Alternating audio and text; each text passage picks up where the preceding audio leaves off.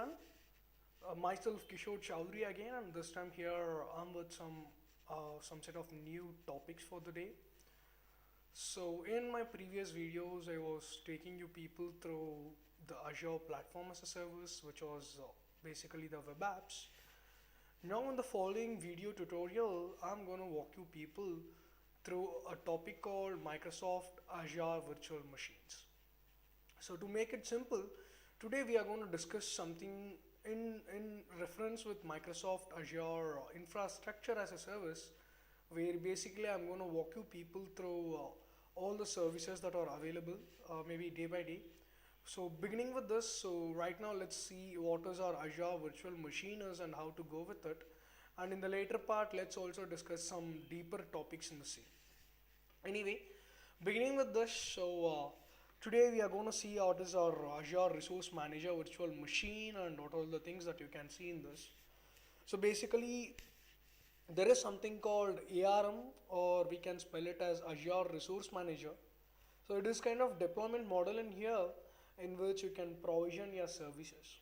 So it can be any virtual machine or any web app or anything. So whatever the deployment that you perform inside the Azure portal, we call it as Azure Resource Manager, right? So there are a different set of portals. So initially there was a portal called a classic portal, which was the first version of the Azure portal, but right now it's not there. So speaking about the one which we have now, that is what the portal called as Azure Resource Manager. So when you use this portal, it will let you to perform your deployments, like you can configure your VMs, you can create a VM, you can delete a VM, you can add a web app service, you can create a storage account. So basically, in simple words, this is where you perform any kind of deployment.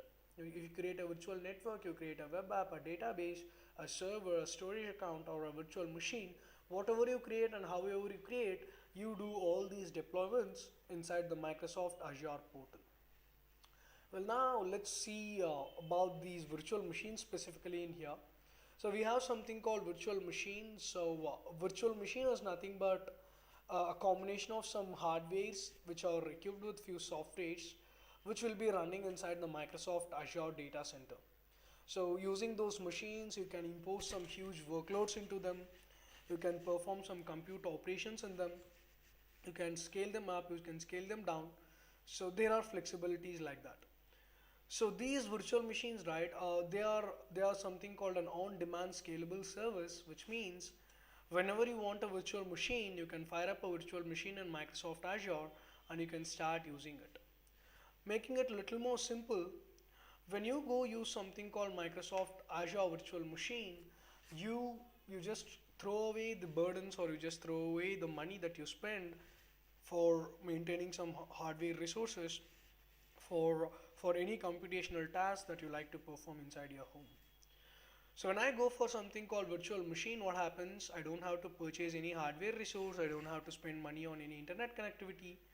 But it doesn't mean that you don't want internet. You must have internet to access your machines, but still you don't have to pay a lot for the internet, because you just make a connection to your virtual machines and start working in them.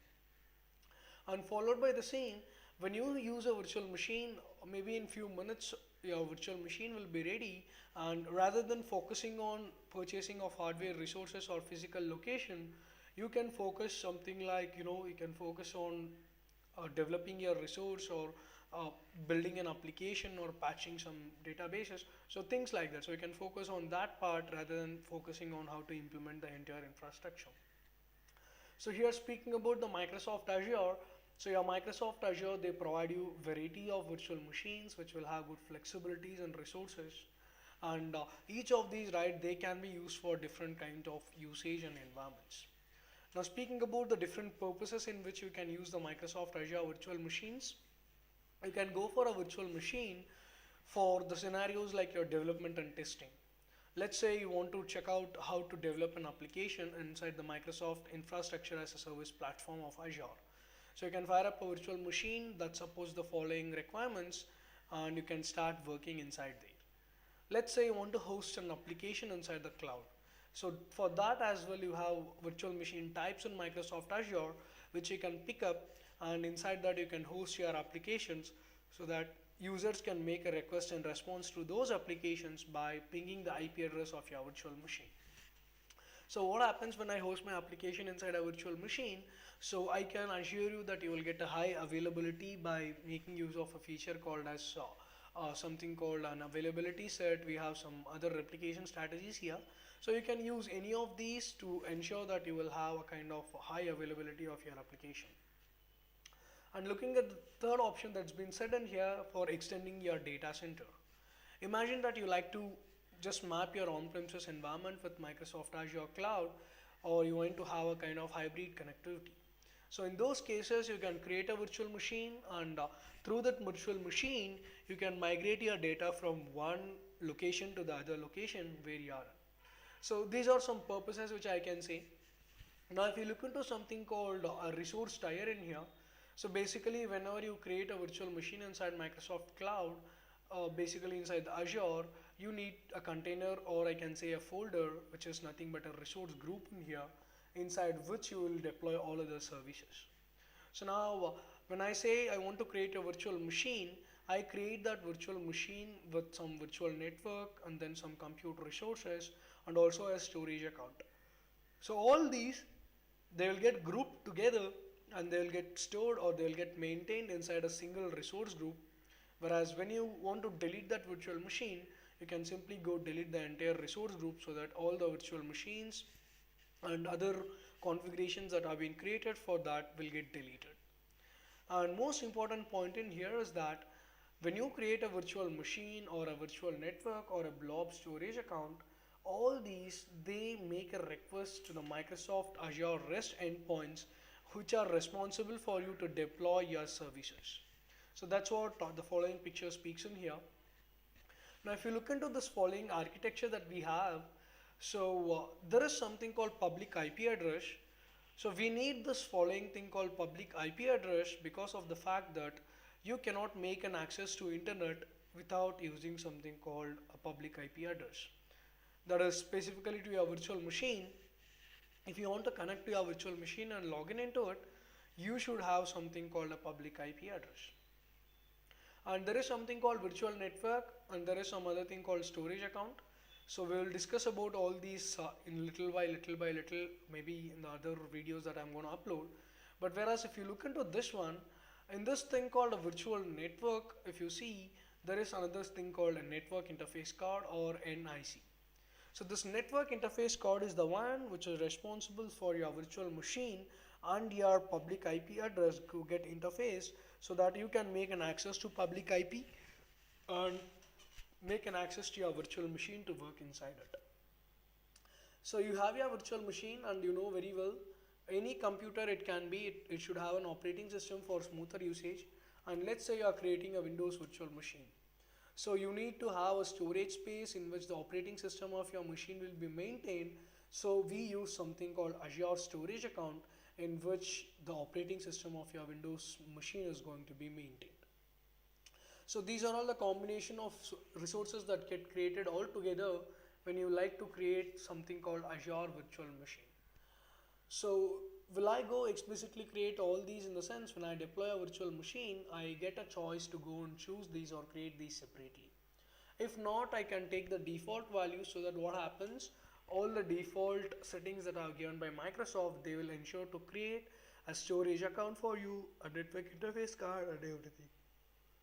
But at any cost, when you deploy a virtual machine, right, so the network interface card is going to be mandatory. So it will automatically get created when you deploy a virtual machine in Microsoft Azure.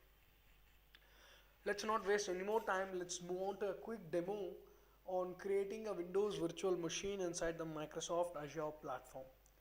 So to do the demo, what we need is an Azure subscription. So I'll take you there. So this is my Azure portal.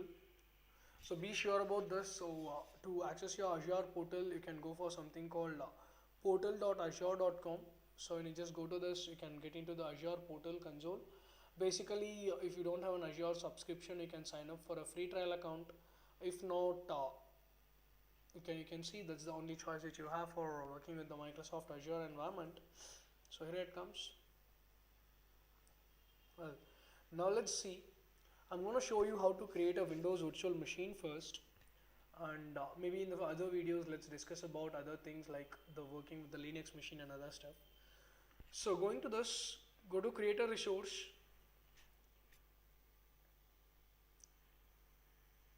and then here you can go to something called compute, and under compute you have something called Windows Server 2016 Data Center. Let's click on it.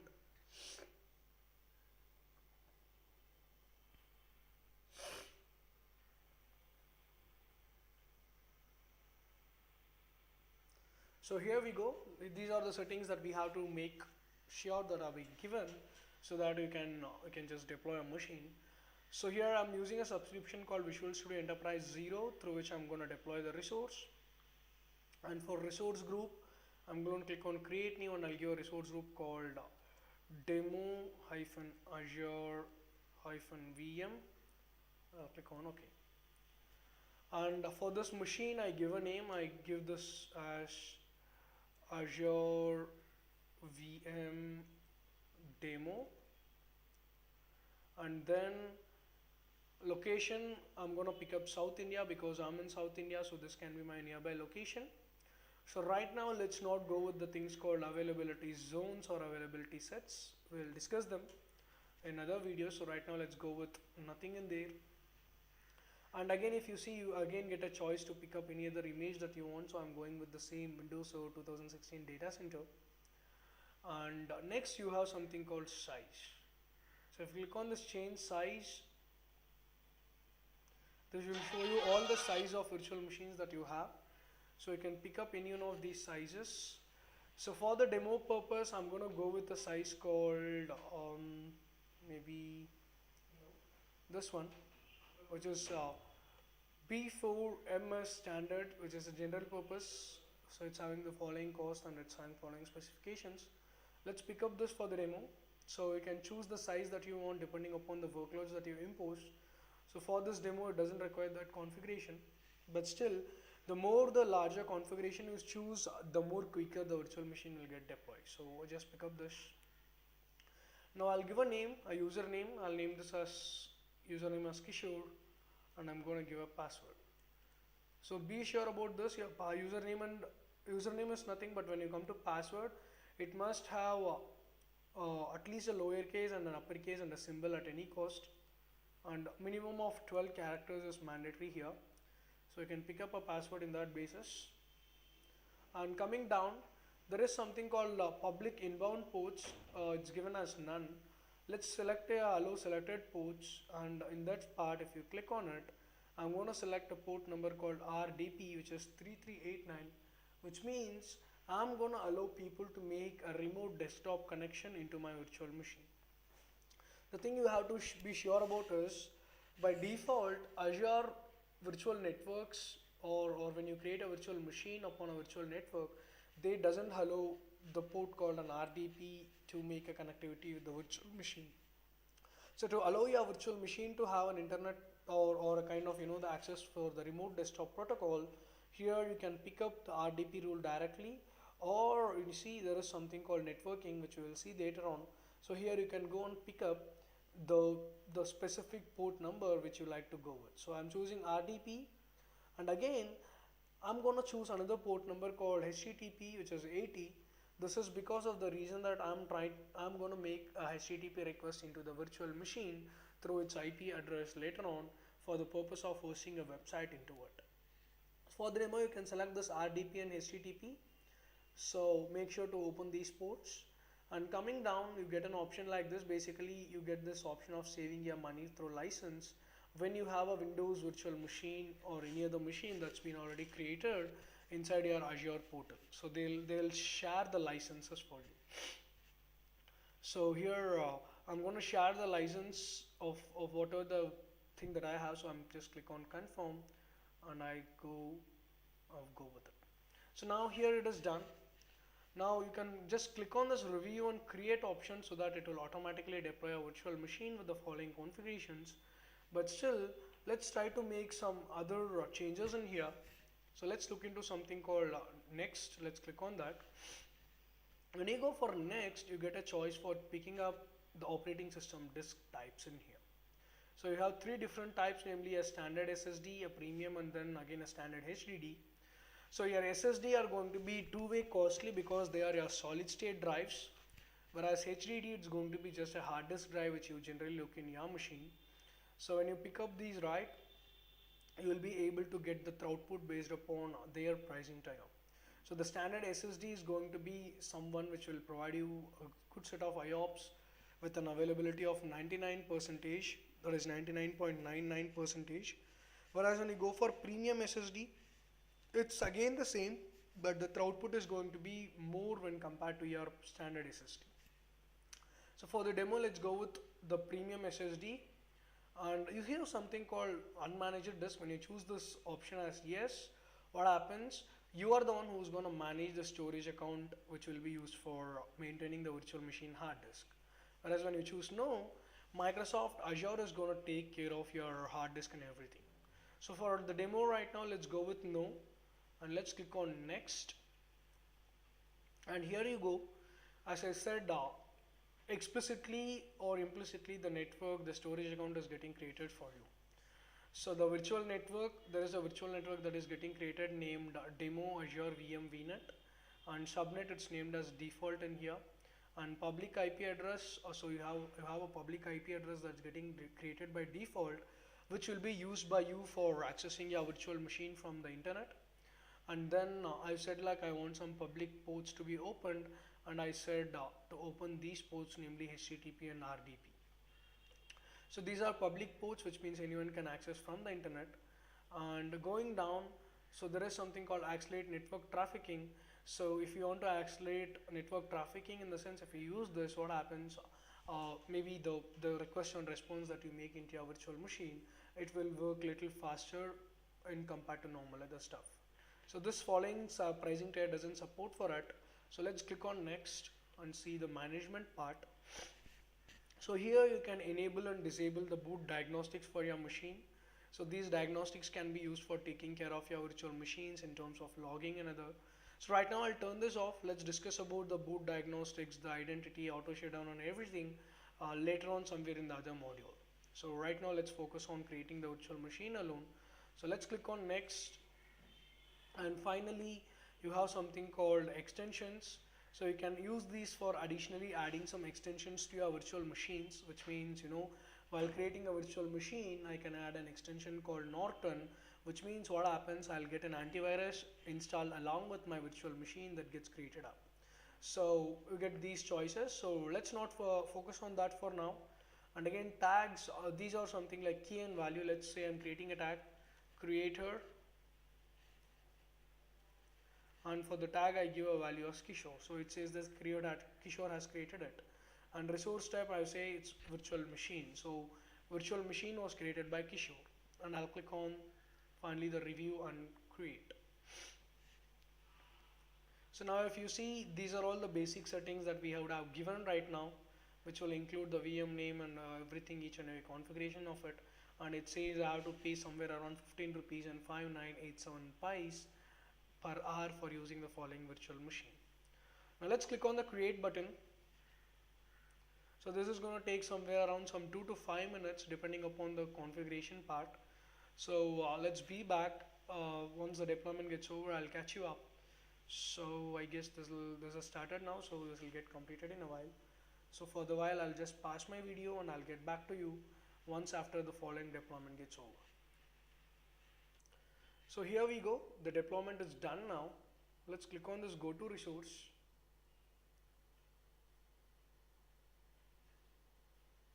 So now it's done. I'm ready with the virtual machine.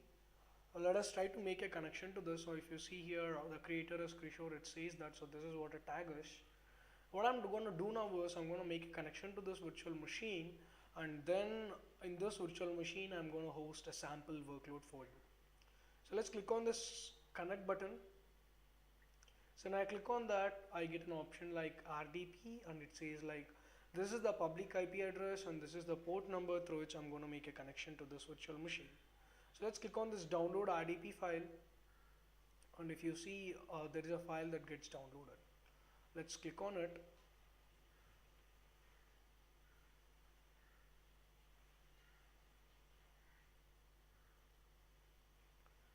So this is where you make an RDP connection. Let's click on the connect option.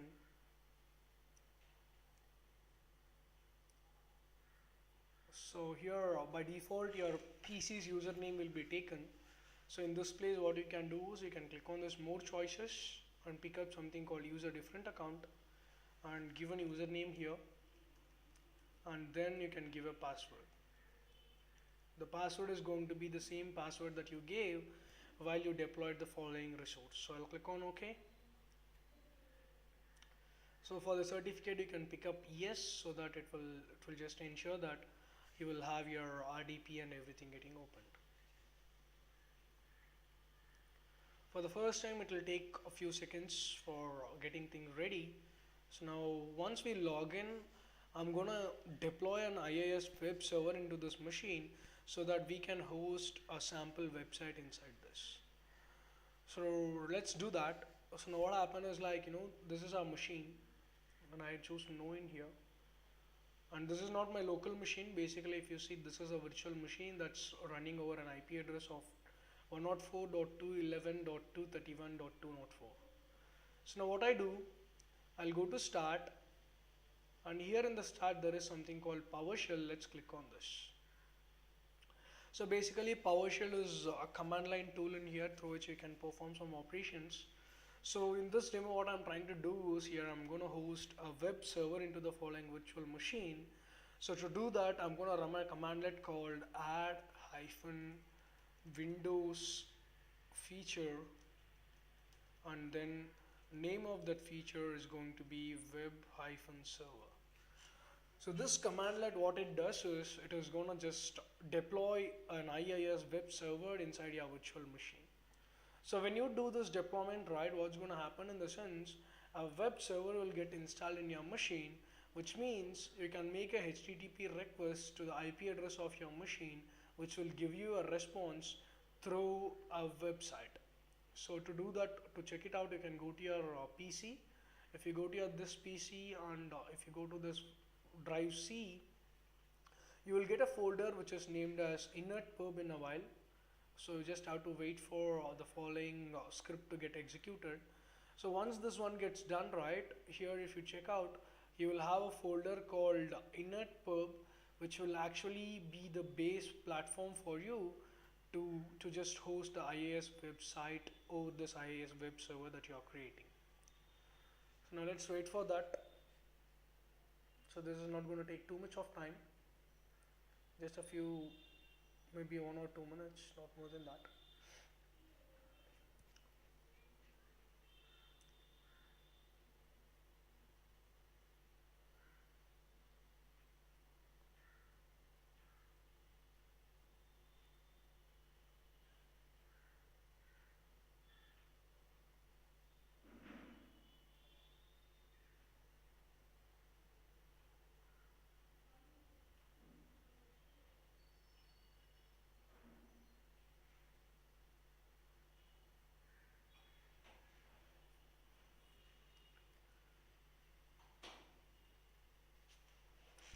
So now if you see here, we have a folder called inert pub.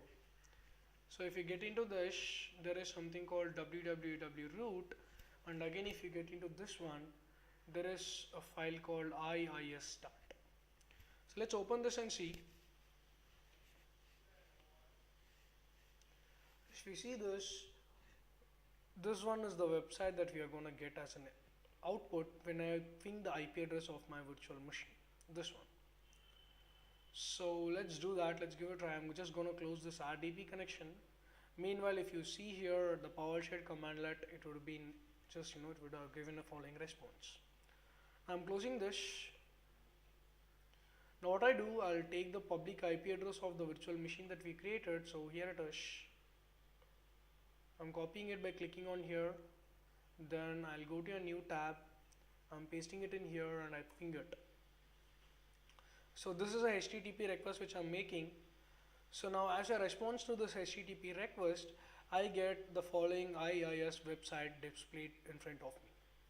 So this is a sample example which I'm telling you, where you can create an IIS that is a Windows virtual machine, and you can host a workload like this inside it. Maybe maybe a workload like a Windows or a workload in which you have a resource like this. So that's a demo about the process of creating a Windows virtual machine and hosting a sample workload into it. Now let's move on further with another interesting part. So now coming back, so here let's see a demo with again the Linux machines. So before going into that, let's see how you can create a Linux machine in Microsoft Azure platform. So here again you are given with two choices. One is that you can directly fire up a Linux machine by entering the username and password of a Linux machine, and you can create a Linux machine like whatever we did now for the Windows environment. But again, there is another choice for you. If you are not interested in doing something like that, you can go with an option that is given where you can generate an SSH, which is nothing but a secured, it's a secured hash key which you can use for getting authenticated with your Linux machines. Basically, if you are a Linux person or a Linux user, you would have had a knowledge on this, like you generate an SSH key and then you use that key for getting authenticated while creating your machine, or maybe a Linux machine, and then finally you use that key for getting authenticated. So same way in here, we are going to use something called putty, through which you can generate a Linux key or for a public or a private key, and then later on you're going to use something called putty again to make a connection with your machines. So to generate a key, we are going to use something called puttygen. So I'll show you. Let's have a demo now, very quick demo for creating a Linux machine through Azure portal, and then let's also see how these Linux machines can be utilized for identifying the supported workloads for the same. Now to do this, what we are going to do now is I'm just going to go to start and I'm going to pick up something called putty. So there is a file called puttygen. Let's click on this. So you can download this puttygen by googling it. You just google for putty, you get the default website of putty. There you can download a putty and the puttygen tool out in there. Now let's click on the generate button in here and start moving your mouse inside the following window, so that based on the keystrokes that you make, some set of public key will get generated, which we can utilize for the purpose of creating a Linux machine, and in the later part we can use those keys for getting authenticated with the same. So here this is your public key, let that be aside. There is something called save private key. Let's click on this and let us pick up yes, and I'm going to choose a location which is downloads, and I already have a public key in there, I delete it. So I name this as PK, which is a private key, and I click on the save button. Now the point is, this private key is something which we are going to utilize for the purpose of authentication with our virtual machine. So now I'm just copying this public key, let this get copied. Now what I'm going to do is I'm going to use this public key and I'm going to deploy a Linux machine. So to do that, come back to your portal, go to create a resource, again compute, and under compute you have Windows, Red Hat and Ubuntu and everything. Let's go pick up Ubuntu server out in here. And again, if you see, the rest of the settings are same to same in here. So I'm going to pick up a resource group which I previously created, which is demo Azure VM, and then instance name, I'm going to name this as Linux, and I'm going to not change any location, nothing in terms of availability, not even this part, I'm not going to change anything. So here you have the choice, either you can go with a username and password. If you pick up the password, you can give a username and confirm the passwords, and you can use that for getting authenticated with the Linux machine image that you create.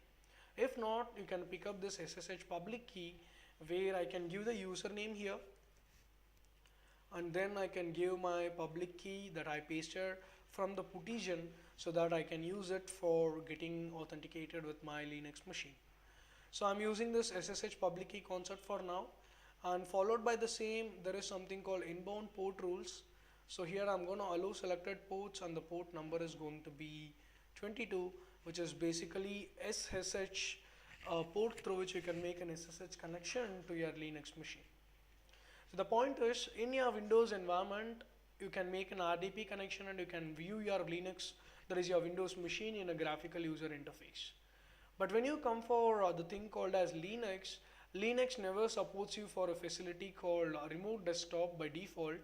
You can implement it by adding some resources into it, but by default Linux machine doesn't support for it. So that's why you use port number 22, through which you can make a secure shell connection so that you can start writing your resources and perform your deployments in the same. So you can open port 22 or the SSH inbound rule now, and directly let's click on this review plus create because we have already gone through all these stuff. So let's click on this review plus create so that this will show you all the settings that we have out in here.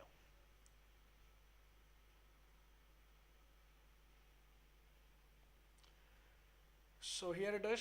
So this is the one which you are using now. These are all the settings. So let's click on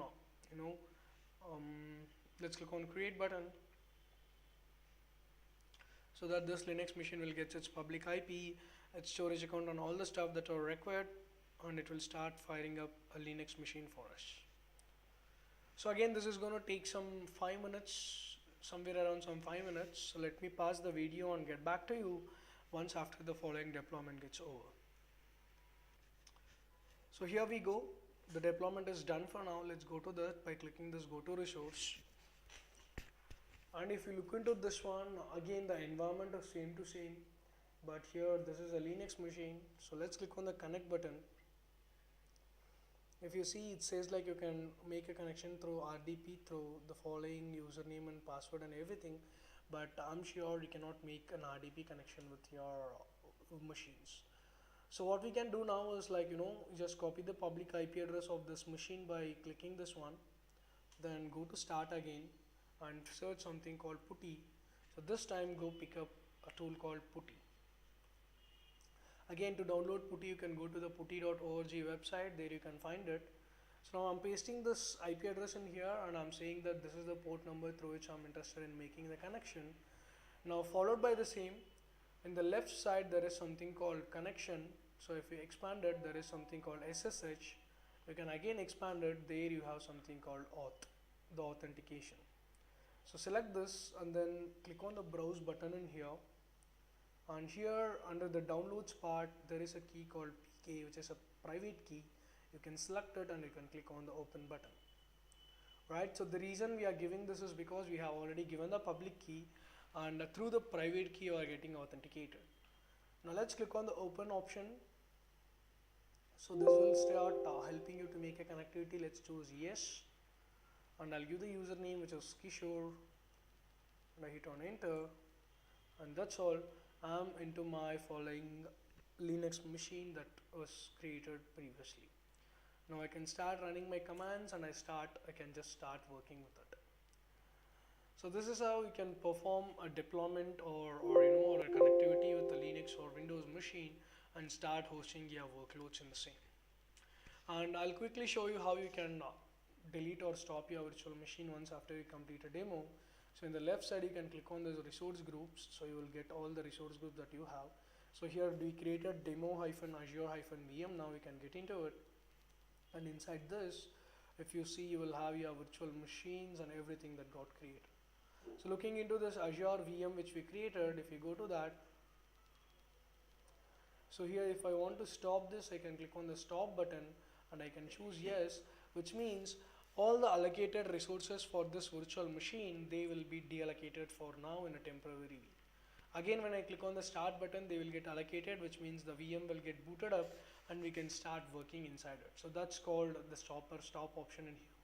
So you can use this for the purpose of saving money, whereas once after you complete all your demo, you can stop it so that you will not be charged for using those virtual machines, but you will be charged for the total amount of data that you store inside the following storage accounts or the data disks. Now imagine that you are done your work and you don't want the entire virtual machine, then you can go to your resource group and there is something called delete resource group in here. You can click this and you can copy the name of the resource group and you can paste this one in here, and you can click on the delete button so that the entire resource group is going to get deleted here. So this is a best practice where you can choose to ensure that you will not be charged without your knowledge. So that's about the demo for the day. If you have any queries, you can post them in the comment section. Well, coming to this, so again, this is me, and I'm working as a lead training associate in a company called Code Sizzler.